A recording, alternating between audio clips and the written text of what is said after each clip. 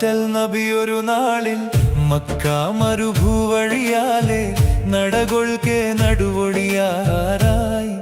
അതുപോലെ പാവം അതിയാം പ്രായം ഏറും വിറകാൽ ഭാരം ഏറ്റുവാൻ വാർദ്ധക്യം കഴിവൊന്നില്ല. മുത്താറ്റൽ നബി ഒരു നാളിൽ മക്ക മരുഭൂവഴിയാലെ നടകൊൾക്കെ നടുവൊടിയാറായി. അതുപോലെ പാവം അതിയാം പ്രായം ഏറും വിറകാൽ ഭാരം ഏറ്റുവാൻ വാർദ്ധക്യം കഴിവൊന്നില്ല.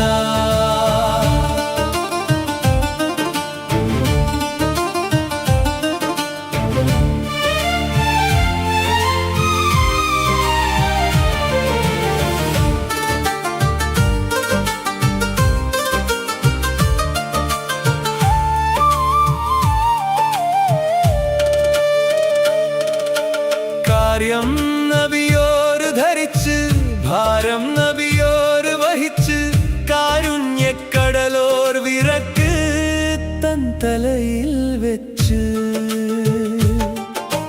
സന്തോഷപ്പൂവ് പൊഴിച്ച് ആനന്ദ കവിത രചിച്ച് വൃദ്ധ തൻ വീടിനെ ലക്ഷ്യം വെച്ച്.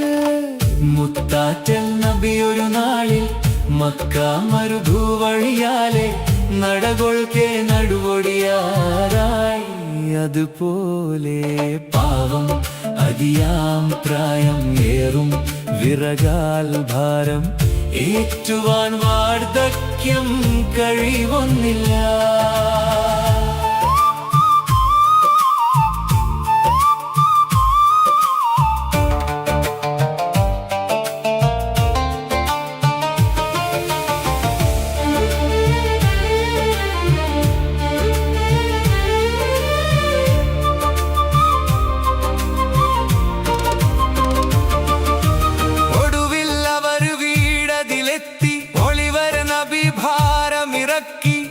ഒരു നല്ല ഉപദേശവുമായി വൃദ്ധ അടുത്തെത്തി.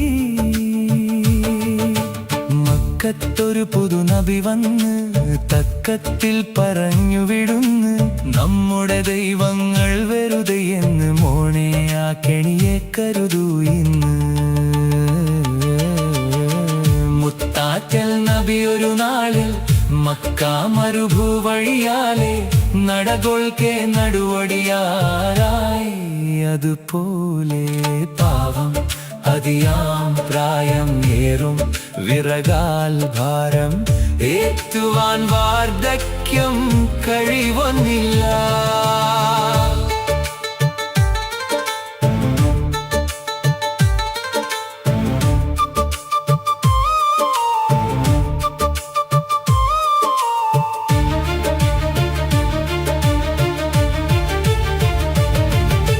ചൊടിയിൽ നറു പുഞ്ചിരിയൂരി ചൊല്ലി നബി വെട്ടം വിതറി, ഞാനാണ് നിങ്ങൾ ഉയർത്ത മക്കയിൽ വന്ന നബി.